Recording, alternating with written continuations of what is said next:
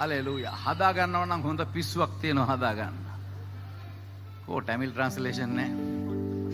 හදා ගන්නව නම් හොඳ පිස්සුවක් තියෙනවා හදා ගන්න. செய்து கொள்வதுக்கு ஒரு நல்ல ஒரு இந்த பைத்தியத்தை திருத்துறதுக்கு ஒரு முறை இருக்கிறது. ජේසුගේ පිස්සුව.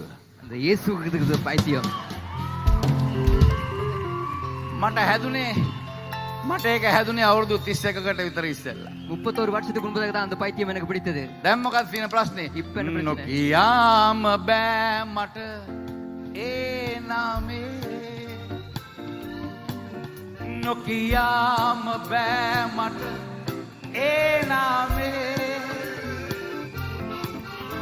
යේසු ඒ නාමේ යේසු.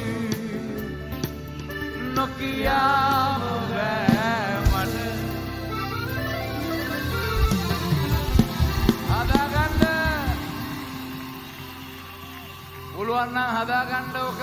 அந்த பைத்தியத்தை நீ ඔය පිස්සුව හදාගන්න.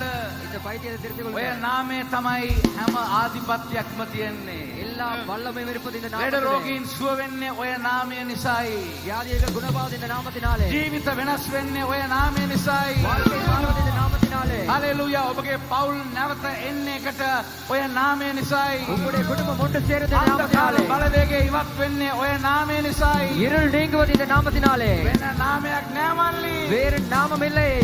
ඒගොල්ලෝ ඔක්කොම යාළුවෝ මල්ලි. எல்லாரும் நண்பர்கள். වෙන නාමයක් නෑ. வேறு நாமம் இல்லை. ජේසුස් වහන්සේගේ නාමය